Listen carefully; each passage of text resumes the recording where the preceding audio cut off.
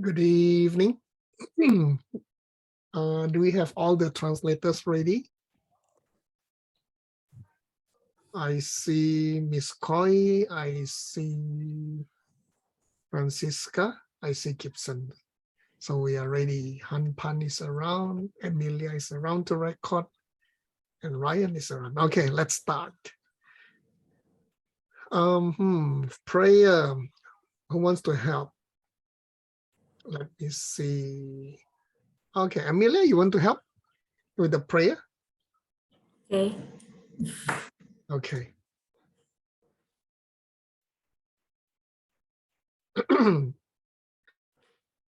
Please start. Yeah. Let's pray together. You please read the first word. Sasi Puki Sing Metal Riva Rira Ling Si Yen Pa Di Sang Sang Sing Do Nikte Purwa Roku Nam Sing La Chupa Idam Ratna Mayala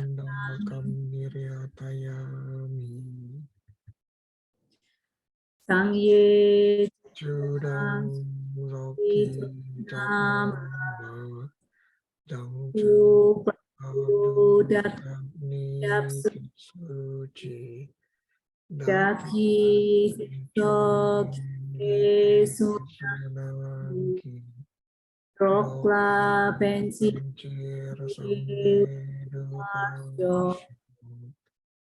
Sang Ye Juda Roki Namla Dang Dan Chu Badu Dakni Kyapsuchi Daki Jing So Sunanki Ola Pensi Sang Ye Juda Shoki Lokna Ja Ubar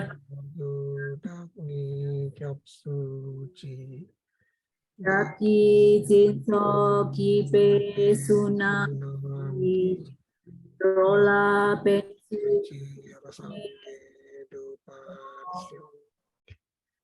Okay, thank you very much.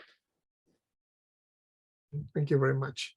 Okay, let's review a little bit of what we discussed yesterday. Okay, let's repeat the table of content again, okay? Class 1, we talk about the lineage. So basically ACI 1 is the basic principles of Buddhism. And we are talking about the 3 principal paths. Class 1, we talk about the lineage, all the teachers. Today we are going to learn the teachers before Je Tsongkhapa, okay? In class 1, we talk about the teachers from Je Tsongkhapa onwards. Today we are going to learn about the teachers before him. And then class 2, we talk about the 3 principal paths and the importance of learning it. Class 3, we talk about how to find your teacher. Class 4, we talk about authentic Dharma. What is authentic Dharma and how to be a good student. Class 5 and 6, we talk about the renunciation. Class 5 specifically focuses on the stopping the desire for this life. Class 6, we talk about stopping the desire for next life. Class 7, we talk about 7 and 8, we talk about bodhicitta. Class 7, we focus on the benefits of becoming a bodhisattva. And then class 8, we talk about how to develop the bodhicitta. There are 2 ways. One is by doing the exchange, self and others. And then the second method is the 7 steps cause and effect. 7 steps cause and effect. And I like to add meditation on mother. And step 0 is basically the equanimity. Equality, right? Equality. In level DCI level 8, we call it equality. And then class 9, 9 and 10, we talk about the correct worldview, right? And in class 9, we specifically focus on the interdependence or dependence. Yeah. The difficult word is paticca samutpada or pratitya samutpada, right? Pali and Sanskrit alike. Okay, I know a lot of Indonesian friends here, they are very familiar with this term.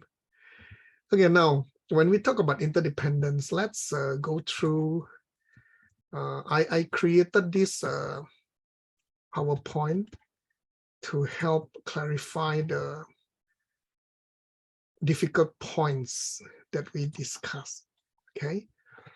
So we talk about the 4 great schools of Buddhism, 4 great schools of Buddhism, and what they taught and how they understood about things. Okay, so we are going to see what are the different and why we want to learn the higher system. When we say higher system, it doesn't mean that the lower system is useless, right? Because lower system, higher system builds upon the lower systems. So only after you can understand the lower systems, then you can understand the higher system. So it's important not to ignore the lower systems, but to learn and master them, all right? Okay, let's go through one by one. So we differentiate the schools based on what they taught, specifically on dependence and the emptiness. So the first school, oh, this is a bit small, huh? The first school is called detailist or Abhidharma. And we are talking about what we seek to see as having no existence. So we are talking about things do not have existence, which are those unchanging and singular and independent, okay? Things which are unchanging, singular and independent do not exist. That means if we want to reverse, means things only can exist when they change, or in the wrong way of understanding is impermanent and not singular and not independent or dependent, okay? Don't worry about this too much, okay? These are just definition. I'm going to give you easier definitions, okay? So the Abhidharma people started when Buddha parinibbana 2,500 years ago. And Abhidharma, I don't know whether you realize, Abhidharma is the collection of teachings of 7 master disciples of Buddha Gautama, right? So after Buddha parinibbana, they have a big congregation, and then they started to recite the teachings by the Buddha, and then they started to write. No, at that moment, they haven't started any written yet. They just memorize. And during that congregation, the 7 disciples, main disciples of Buddha actually gave a teaching, and those teachings are collected as Abhidharma. And then few hundred years after that, the Sutrist group said, hey, we have the Buddha's sutras. Why do we have to focus on Abhidharma? Why don't we just focus on the sutras? You know, because Abhidharma is not the real teaching of the Buddha. They are the teachings by Buddha's students, disciples. So that's when the Sutrist group came into the picture. And this is the group that started to go into the logic, into the logic. So the sutras say things that we deny is something that can stand on its own, something which exists in a substantial way. Means for things to exist, it is impossible for things to exist when they can stand on its own. And then when they can exist in a substantial way.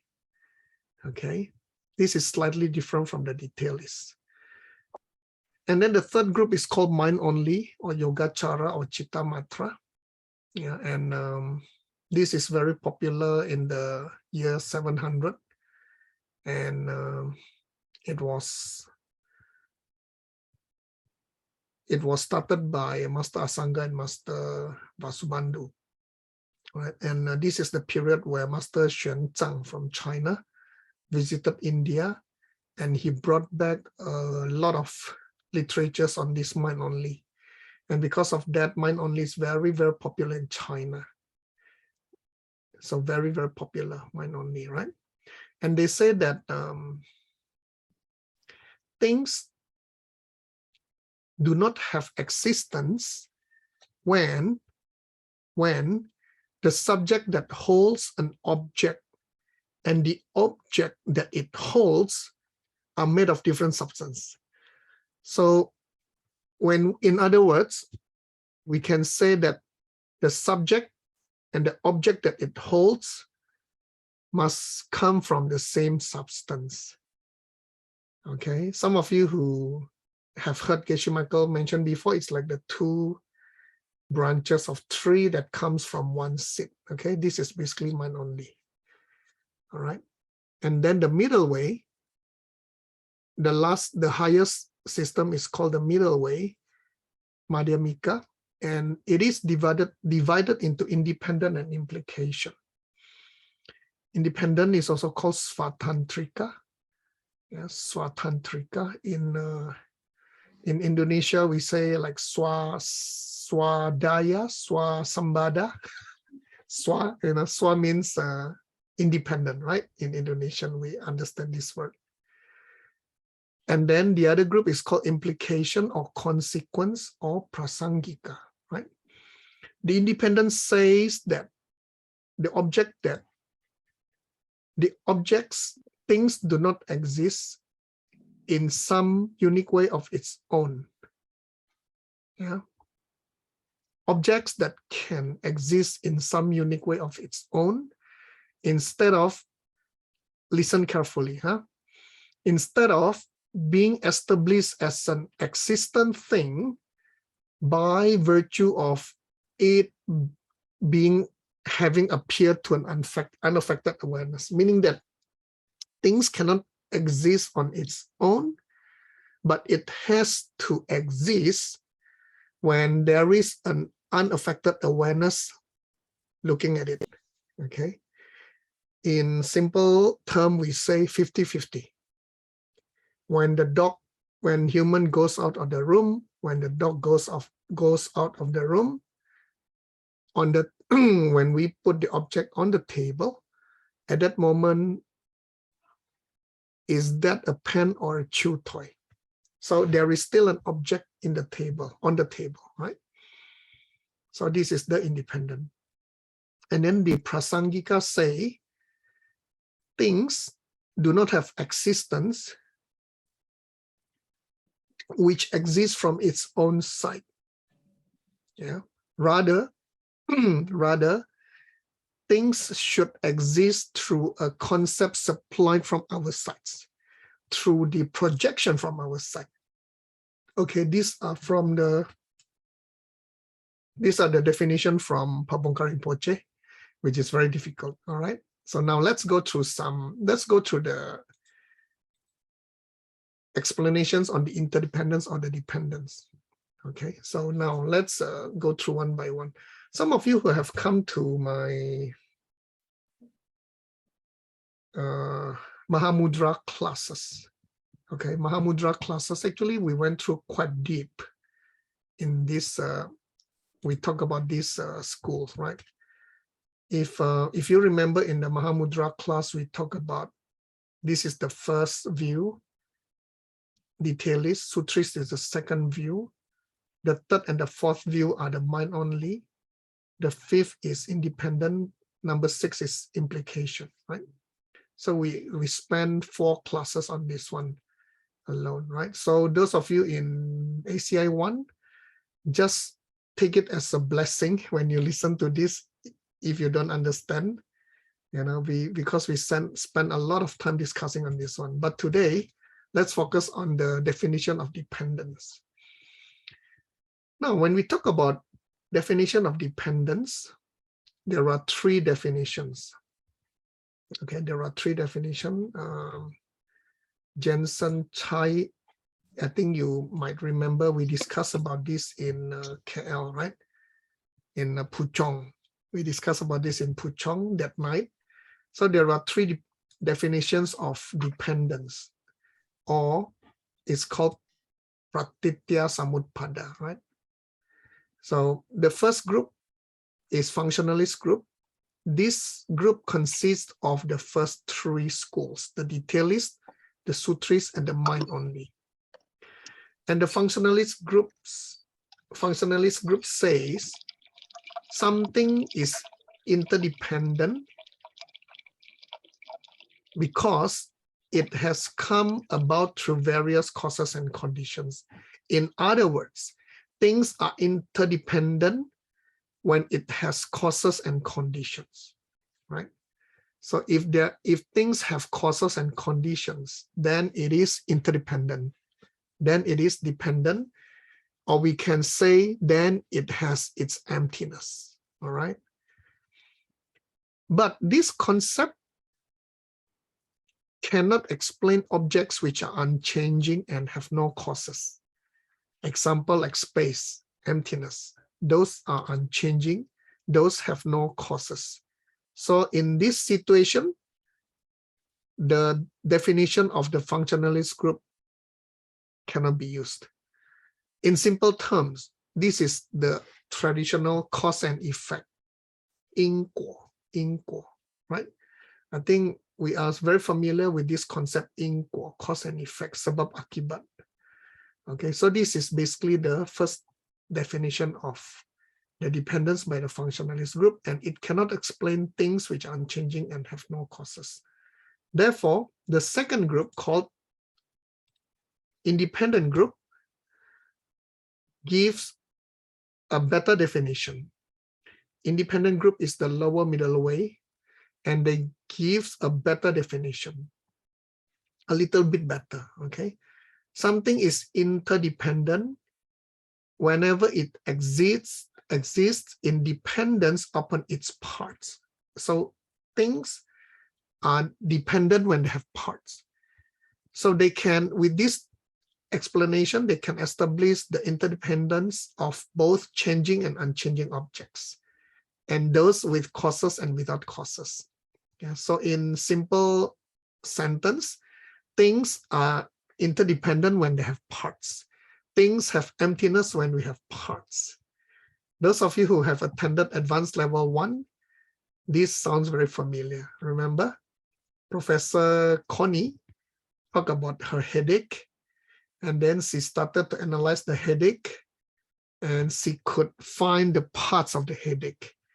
And because of that, the headache is also emptiness. It has potential. That means the headache will change and will go away, all right?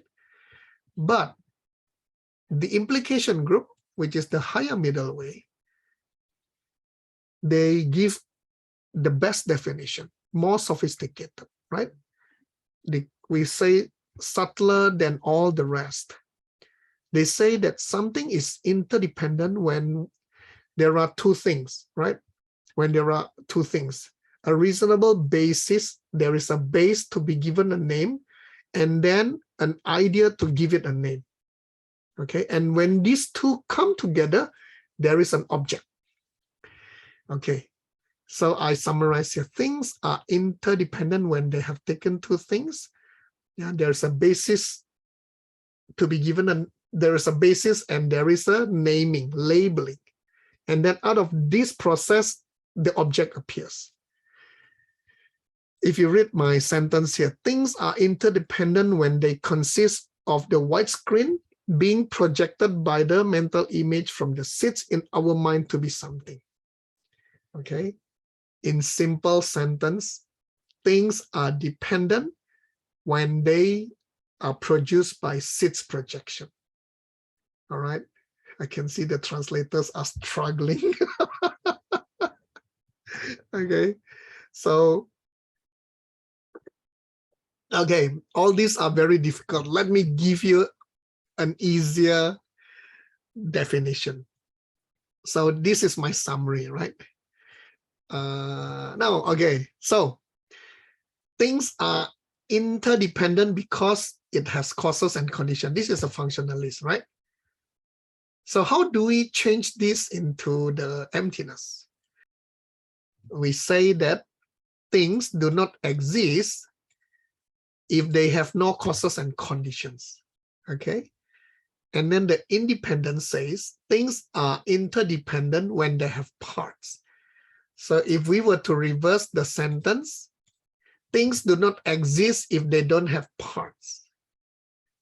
And finally, the implication, yeah, this is talking about the white screen and the mental image. So we can say that things are interdependent if they are coming from projection of seeds. And we can also say further, things do not exist if they are not coming from mental seeds, okay? Okay, now I give you some time. I want you to read or at least write or at least read the last arrow of each group, okay? Please read. The functionalist, to the functionalist, things do not exist if they have no causes and conditions, right? To the independent, things do not exist if they don't have parts. To the implication, things do not exist if they are not coming from mental seeds. Okay. Now, after you understand this, let's go through the concept of selfless, anatta, anatta. So I copied again the definition that we have just discussed. And how do we apply this? How do we apply this to the concept of selfless?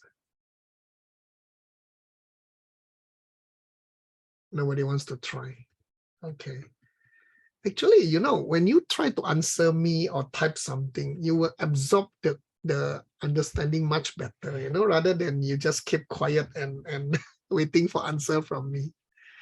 So things do not exist if there were no causes and conditions. So how do we apply this to self, no self? Easy, right? There is no self that is not coming from causes and conditions. Agree? Yeah. So to the functionalist, anatta refers to no self that is not coming from causes and conditions. So if there are causes and conditions, are there self? Yes. Yeah. So I heard a lot of wrong understanding outside. No self, no self. So yeah, I'm no self, I'm nobody. So even if I kill myself because I'm no self, I'm okay, I can restart. That is wrong, okay? That's wrong. Okay, how about the second one? The independent says that things do not exist if they don't have parts. So how do we apply this to self? No self. Easy, right? Things, there is no self, there is no self that has no parts. So if I have parts, do I have self? Yes, I have self with parts. That means it has interdependent. That means it has emptiness. That means it has potential. All right, how about the implication group? Things do not exist if they are not coming from my seeds. How do we apply this to selfless concept? Easy. There is no self which is not coming from mental states, correct? Yeah, easy, right? Okay, now let's go through the text. Let's go through the text. I hope you understand today much better than yesterday. All right, good. I think in this class only Alice has the courage to ask. Because Alice has been coming to all the ACI and Lambrim classes. Okay, so yesterday we are talking about the verse from Chandra Kirti, yeah, on vast wide-spreading wings of both the conventional and the real, the king goose flies on at the center point in the formation of the other geese, all being spurred by the wind of virtue, reaching to the furthest shore of the ocean of Victor's qualities, right? So we talk about conventional referring to the method and reality referring to wisdom. Yeah, and these two are the two wings of the bird.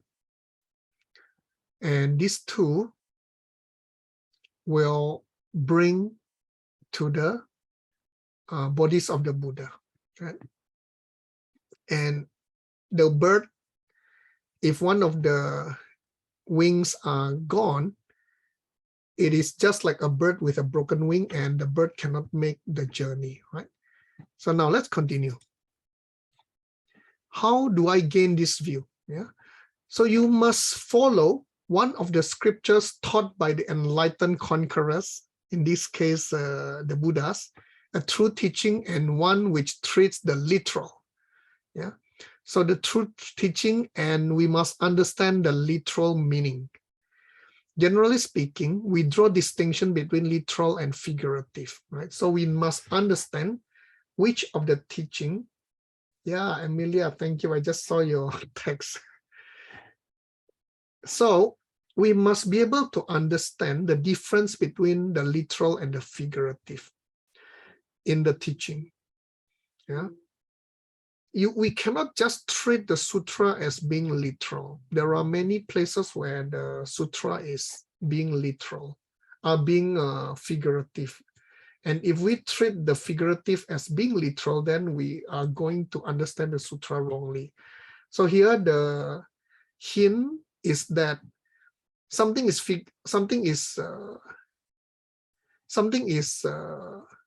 literal if the nature lies in the ultimate, and something is figurative when it is not ultimate, right? So literal scriptures mostly deal with ultimate truth, and the other types are basically figurative, okay? I mean, this is easy said than done, right? So there are a lot of times we can be quite confused, which is literal, which is figurative. And that is the topic of the mind only, and that is the topic of ACI 15. So the Buddhas have mentioned that to understand the literal, Arya Nagarjuna will be the man who will be able to teach us. And he wrote the book called The Root Wisdom, which is supposed to be clarifying the literal meaning of the teaching. It is very deep, it is very profound, and Geshe Michael has completed the four seasons of the teaching. Season, can I say that? The 4th year of the teaching, right? And Alice can tell you that the content is very, very deep. Okay, it's not easy, but it is very mind-boggling, I would say, right? And yeah, so Arya Nagarjuna wrote about this emptiness in very detailed manner in the root text called Wisdom. And then Buddha Palita wrote a commentary on that one, yeah, followed by Arya Deva, also wrote another commentary with this title. So you see, we are going through the teachers already, right?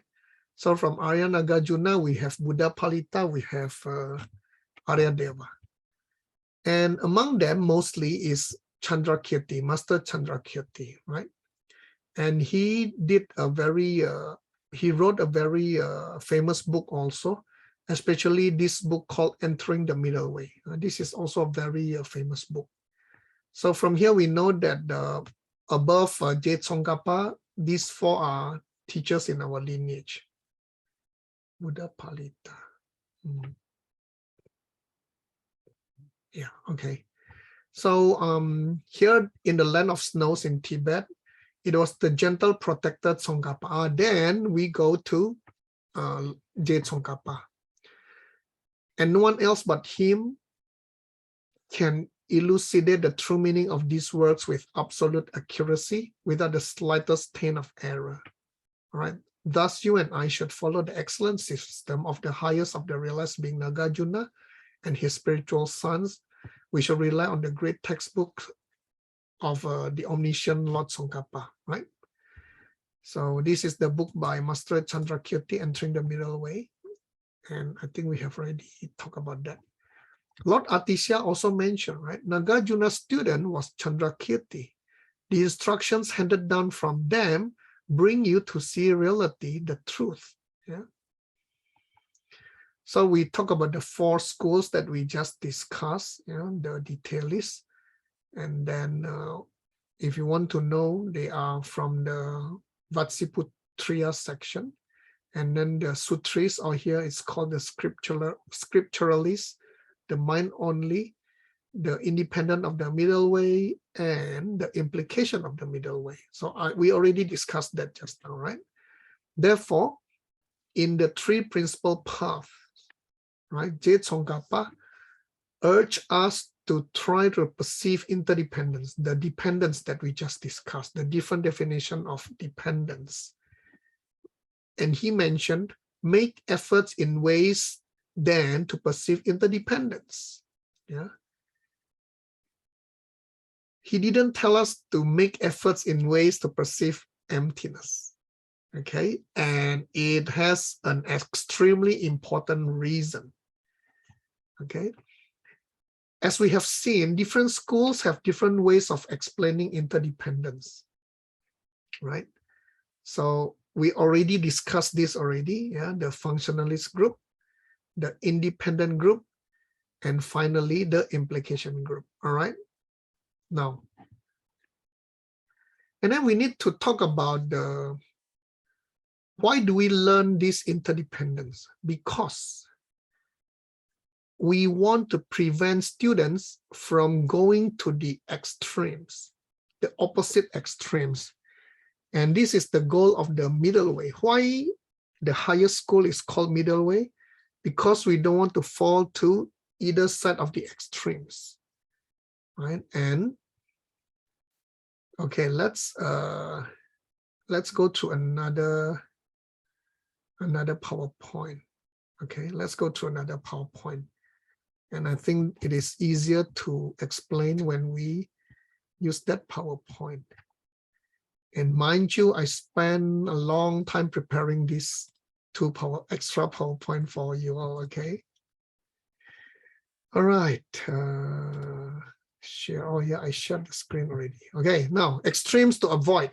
What middle way means. So extremes as defined by the independent, right? Only middle way has only middle way has these two extremes, correct? The other lower schools, they don't have this extreme. The detailists, the sutras, the mind only, they don't have extremes. Only middle way have extremes. And there are two middle way, the lower and the higher. The lower is called independent. The higher is called implication. And for the independent, this is the extreme, the definition of extremes are the same. On one side is self-existence. Yeah. Things exist by themselves and do not depend on other things to exist. So this is the common term YOLO. You only live once, you know, you only live once, YOLO. So since you only live once, you know, and things do not depend on others to exist because you only live once, enjoy life. And when people say enjoy life, the connotation is that forget about morality, which is very dangerous, right? And the other extreme is nihilism. Things do not exist because they are empty. Since it is empty, then things do not exist. Okay, so to the independent, we say that, hey, we need to understand emptiness, which means that things have potentials, yeah, to avoid self-existence. Yeah, so in order not to fall into the self-existence extreme, yeah, saying that things exist themselves and do not depend on others, yeah, we need to understand the emptiness of things. Yeah. So when we understand things are empty, things instead have potentials, we can avoid the self-existence.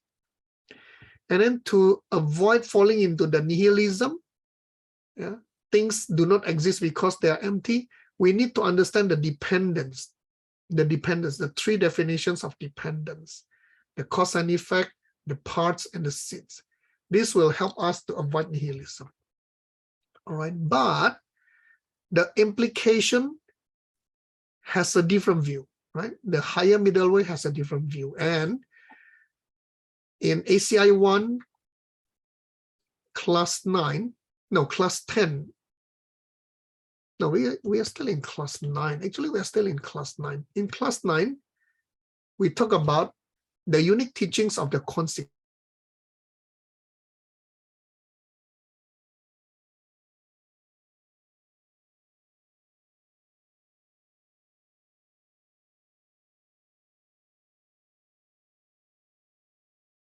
Second part. The first part, things do not exist. This refers to emptiness. Emptiness with potentials. The second part, they arise from conditions. This is the dependence. Okay, this is the dependence. This is the interdependence. Pratitya samutpada. Okay, yuan qi. Okay. Now, using this sentence alone, the implication will explain about how we can avoid the two extremes.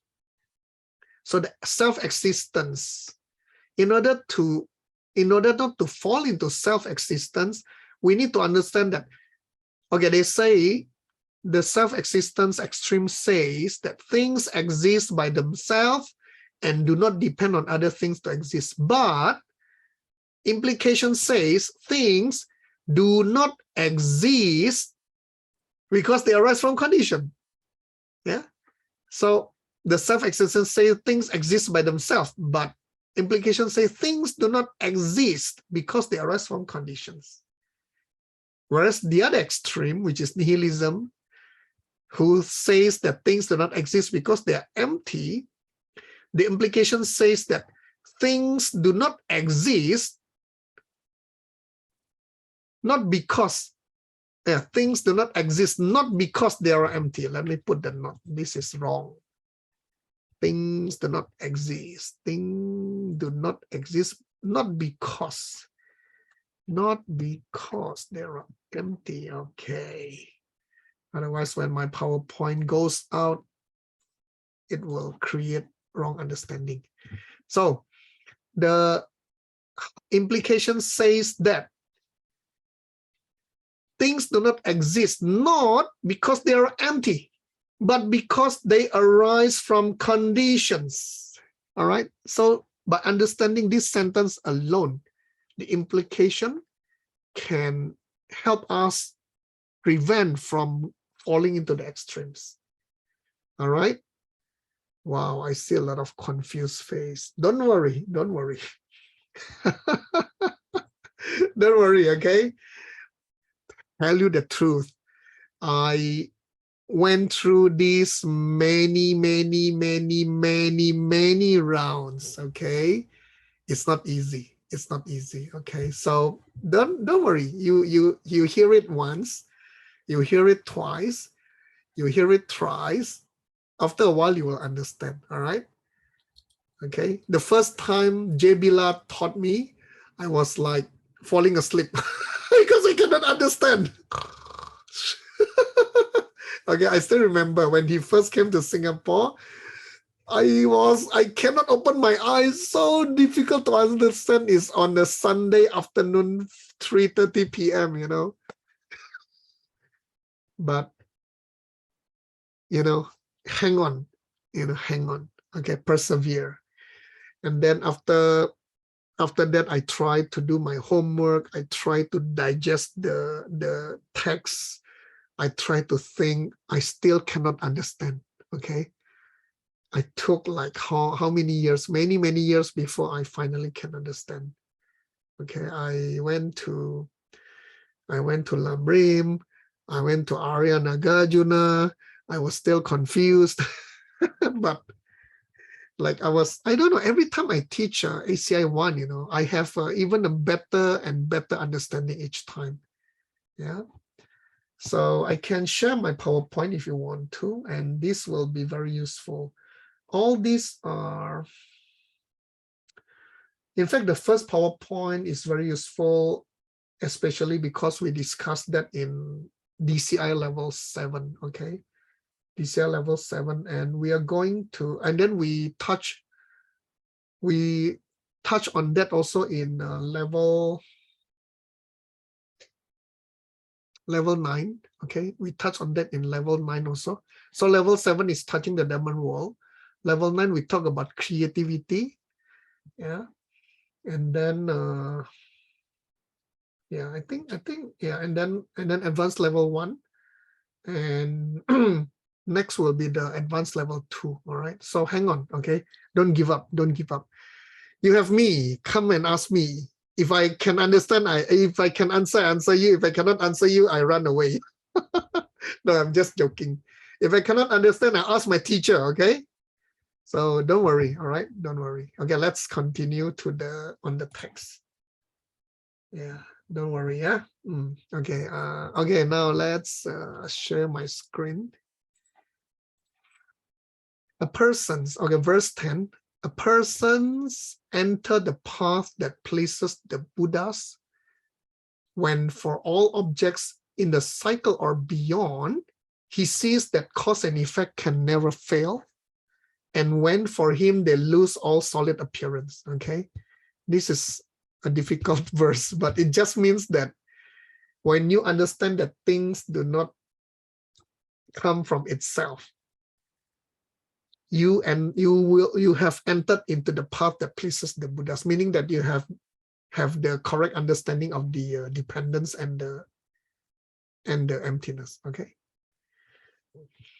So when they lose all solid appearance, that is when we perceive that there is not a single thing in the universe which has any true or natural existence. All right. Then we have found the path that pleases the Buddha. This is referring to which path? Come, tell me. Yes. The path that pleases the Buddhas. Which path is that? Anybody wants to guess? It's one of the 5 paths.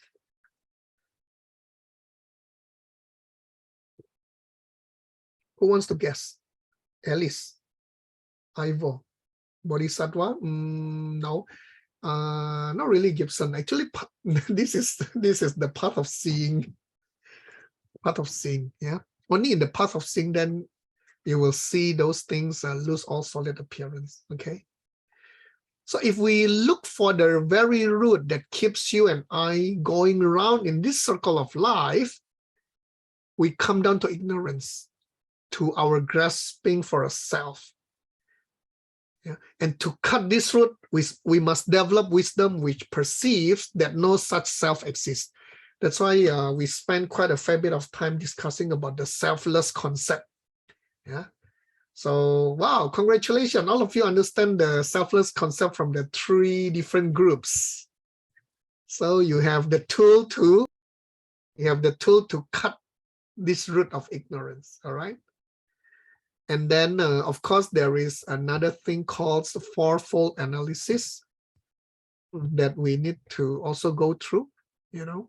Yeah, and it is going to be covered in the notes behind. Okay, so we are going to go through the notes later. Okay. Okay, so this is talking about the interdependence. Yeah. Okay, so let me read that. What we mean here by interdependence is that all objects are interrelated with others on which they depend. That is, they occur through dependence on other objects. This is why there is absolutely nowhere they can exist on their own. Yeah. So this is back to the three definitions that we discussed just now. Okay, let's scroll through. Yeah. Oh yeah, this one we talk about the. There are a lot of stories here. I think you just need to read on your own. Okay. And this is talking about all the.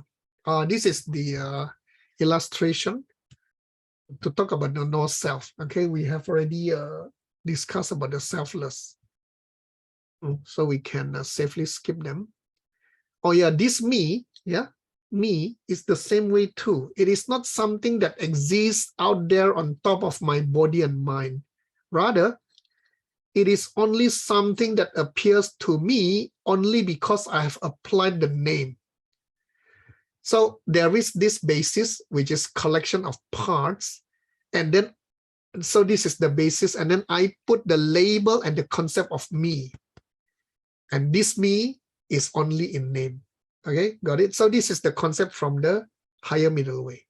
There is a basis, which is collection of parts, and then there is this seed in my mind that opens up in the form of the light picture, and that light picture project into this basis. This so my body is the white screen, right? This body made of collection of parts is the white screen, and then the seed coming out from my mind becoming a light picture, and it projects into this light screen. And this projection is called labeling. And this labeling give the concept of me. So Sugeng says, this is me. Although this me is the white screen, is a combination of the white screen and the projection. Okay. Therefore, there is no self. There is no self which exists out there on top of my body and mind. Okay. Easy, right? Just not, Geshe Michael said, just not your head. Just not your head. Okay. Okay, now, so what is this? Let me realize that these things are labeled creations of concepts. Yeah, we label, we project. Yeah, that they can exist only in dependence on the basis to receive a name, which is the white screen, and someone to give the name, which is the seed. Yeah, someone with the seed. Okay. That they occur in dependence on many other factors, that they don't exist out there on their own. Okay.